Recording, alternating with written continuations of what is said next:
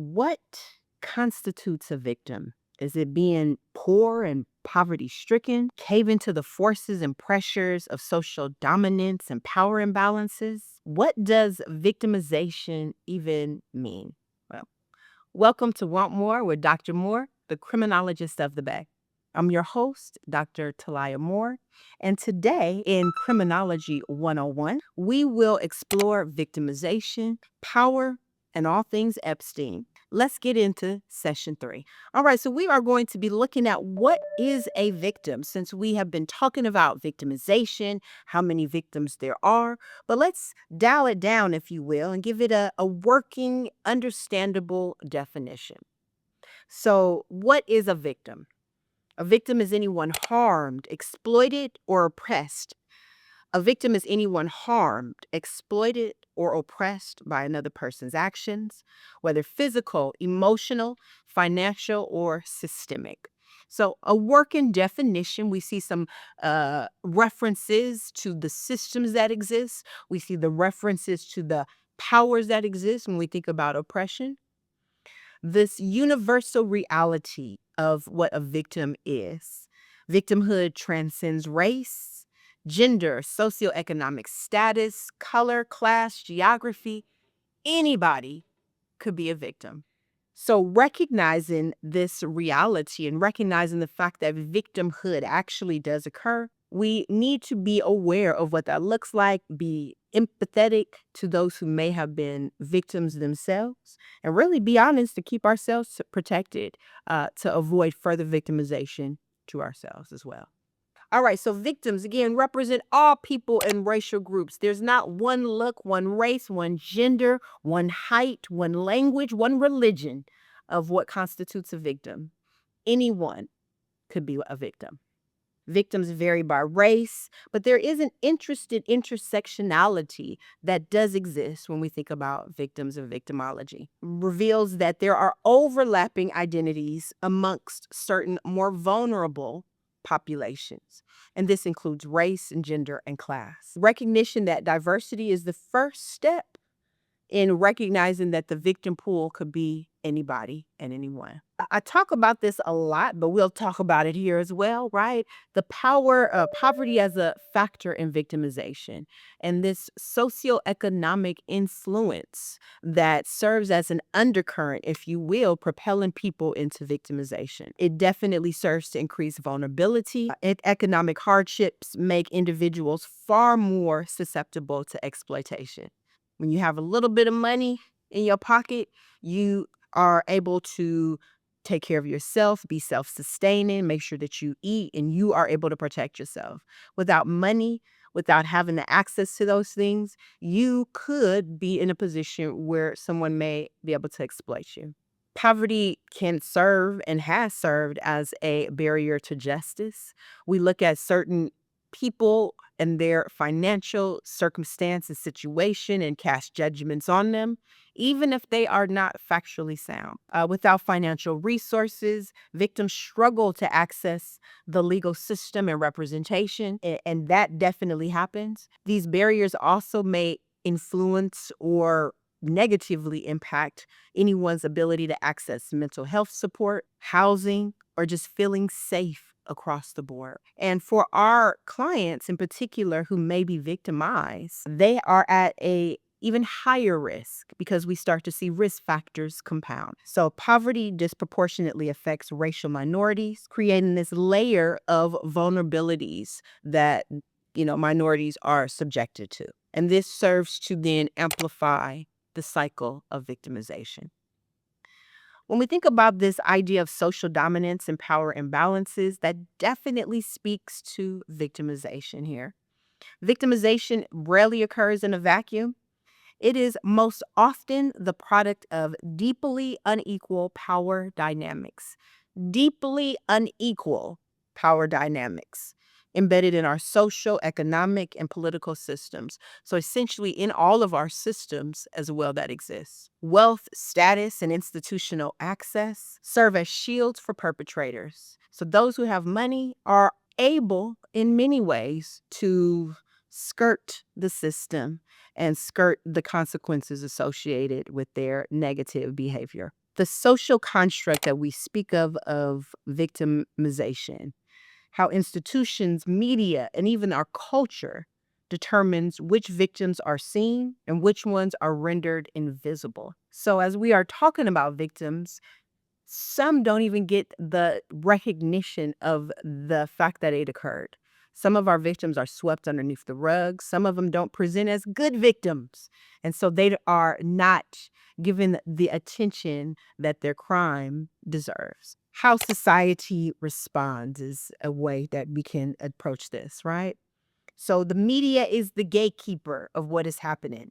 News outlets and institutions, they shape how we perceive crime, how we perceive victimization, and they also shape how we perceive who is worthy of vindication and justice consequences on their behalf. Often favoring, we'll see this in the news, media often favoring narratives that align with dominant cultural expectations. So if you are an outlier as it relates to these dominant cultural expectations, the likelihood of your case or there being news that will follow the situation are low or better than that.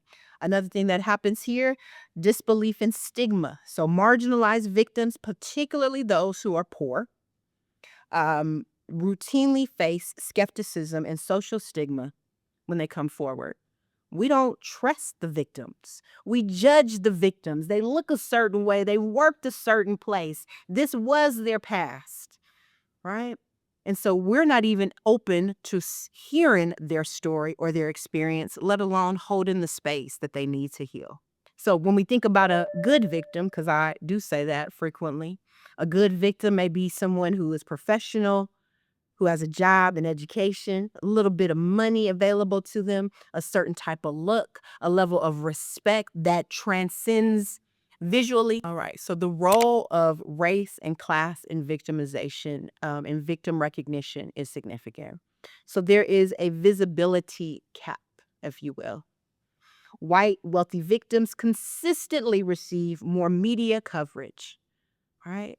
And you all may be seeing the news anchor's mom who was kidnapped about 2 weeks ago at this point, when young kids of color may be kidnapped today and we will never see their faces across the news screen. Just throwing out an example. Systemic neglect in Black, Indigenous, and with people of color, victims face deeply embedded patterns of dismissal. Can you imagine mustering up the strength to go to the police and sharing about what happened to you, seeking some type of resolve, and you're not even believed? There's not even a space to hold or have the conversation, and no follow up or followed through after you have shared your concerns. This serves to compound the invisibility, right? So now we are looking at certain races, but we're also including the socioeconomic status and the position that that person may hold. And that in and of itself will often determine who receives notoriety, attention, and is deemed a good victim or not. We would be remiss if we didn't bring up Epstein, because Epstein is everywhere, literally everywhere. In the news media, was on the Epstein Island, and is definitely responsible for mass levels of victimization, really numbers and victims unknown at this point. So one of the most notorious cases in modern history exposes the intersection of wealth, race, poverty, and systemic failure in protecting victims. Welcome to the Epstein files. All right, so Epstein's victims, diverse yet overlooked, right? They were hidden in plain sight. We knew where they were, but nobody knew who they were, and nobody thought to go get them and save them.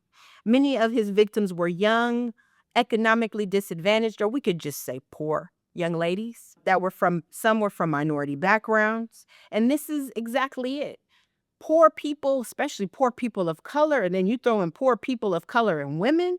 Yeah, you can totally see how, unfortunately, they are swept under the rug and not even recognized in society, even as victims. And again, we're looking at this wealth power dynamic where the wealthy are not held accountable, and they're victims who come from these poor Lower socioeconomic classes never receive justice. Victims face direct threats, systemic disbelief, and institutional barriers at every turn.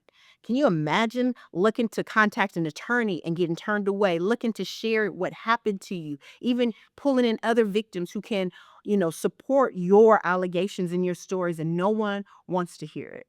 What comes to mind is the recent court case of our attorney general, and just having the victim stand literally right behind her and not even turning around to acknowledge them.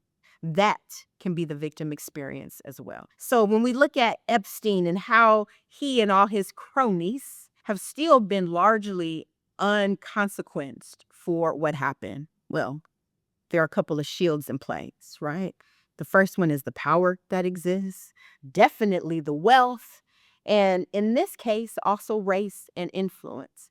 So this elite status, and I'm not just talking elite, I'm talking about like the one percenters, the billionaire class, right? What is it, all 200 of them in America today? Those were his peoples, right? He received this sweetheart deal through our justice system in a case that many of us haven't even heard about, even though we know all of these other things and allegations against him. So even as he was consequenced earlier in his time, the consequence was minimal. Prosecutors offered a lenient plea agreement, and this was extended in 2008, a privilege unimaginable for the powerlessness. So just think, if you didn't have power, you didn't have privilege, and you wouldn't be privy to the deal that Jeffrey Epstein was able to receive. So it really kind of looks like a two-tier justice system, right? This is where all the poor regular folks are, and then this is where the elite class sits, above consequence and above true justice. So it looks like power protects predators. And in this case, it definitely served to do that. When wealth and influence intersect with institutional complicity, perpetrators are shielded and victims are left to fight systems designed to silence them. Yeah. Profound nonetheless, and unfortunately true.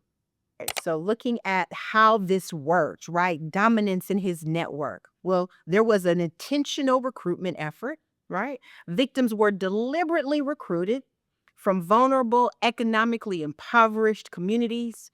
So he went after the poor children and girls, people who may not have anyone looking for them, or didn't, if they had someone, they didn't have the financial means to access them.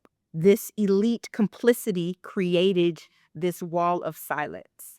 If everybody's involved and nobody is saying nothing, right, this hopefully keeps this level of anonymity that exists, as well as this idea or this real reality that people were not consequenced. This exposes the systemic failures that exist. Epstein's case reveals how social dominance doesn't just enable individual predators, but it actually serves to facilitate a whole entire system of elite predators, or should I say predators from the elite class. All right, so connecting some of the dots here. We got the wealthy, the uber rich, we got Epstein, we got his island, and a whole bunch of unnamed kids who may never be named at all. Kind of like the perfect setup for a horrible situation to happen. So looking at the bigger picture and these systemic barriers that exist, the Epstein case is a system of a much larger system of failure. Sexual violence and exploitation disproportionately impact marginalized communities, and we see that. We see that consistently. Wealth and social status consistently determines who has meaningful access to justice. So the more you have, the better typically your court case outcomes will be. And if we know that he's pulling girls from poor communities, they don't have nothing. Without structural change, the patterns that protected Epstein, his island, and all of his cronies will unfortunately continue if there's no consequences extended. So how do we actualize at least some level of justice? Well, First, acknowledge our victims. Acknowledge the fact that it happened.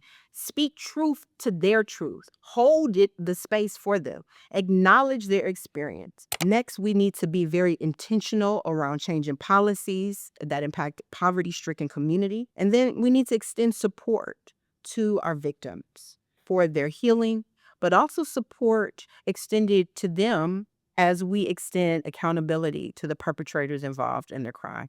So justice for all means justice for society, not just the 200 elites or so that were involved. When we protect the most vulnerable among us, regardless of race or class, the circumstances that they experience, we as a community, as a society, we strengthen the fabric of justice. So as we conclude here in session 3 of 3, just a couple of things to think about. Victims are not a monolith. They exist in all different spectrums. They're all different genders, religions, people, and they should be recognized as that. Epstein did reveal the system, the good and bad and the ugly, right?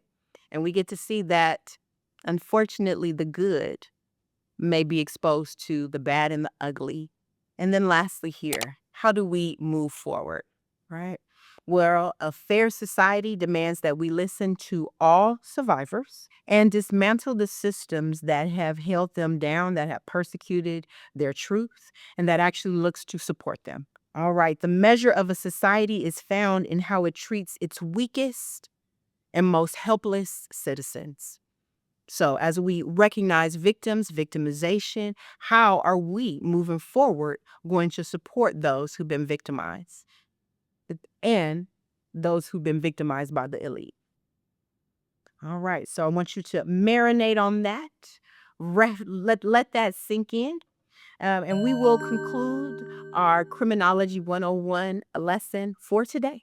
But I want you to remember, if you found the content helpful, informative, please like, share, comment, and subscribe.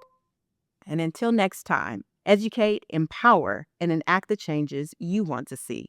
Want more. Want more with Dr. Moore, the criminologist of the Bay? Follow us on Facebook at Want More, Instagram at Want More Dr. Moore for more information. Be sure to comment, like, share, and subscribe.